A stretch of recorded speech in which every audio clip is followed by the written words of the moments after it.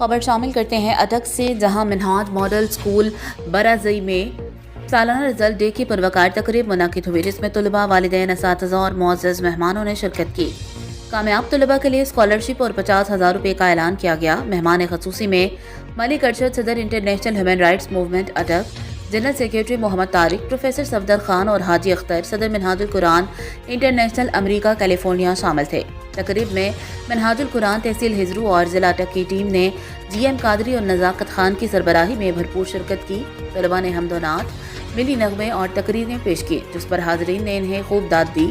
نمایاں کارکردگی دکھانے والے طلباء میں انعامات، شیلڈز اور اسناد تقسیم کی گئیں۔ تقریب میں نسیم اختر میموریل اسکالرشپ کا اعلان کیا گیا، جس کے تحت فرسٹ پوزیشن حاصل کرنے والے طلباء کو مفت تعلیم دی جائے گی۔ حاجی اختر خان نے نسیم اختر میموریل ٹرسٹ کے لیے 50,000 روپے دینے کا اعلان کیا، جبکہ 2024 میں محمد اکرام قادری اور محمد حسان قادری پہلے ہی 75,000 روپے دے چکے ہیں۔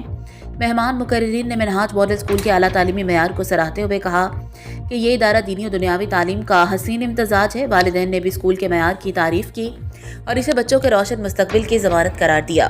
اسکول انتظامیہ نے تمام مہمانوں، والدین اور طلباء کا شکریہ ادا کیا اور تعلیمی ترقی کے عزم کا اعادہ کیا۔ رپورٹ کیمرہ مین ٹیم کے ساتھ صفدر محمود، برازئی، خزرو، اٹک۔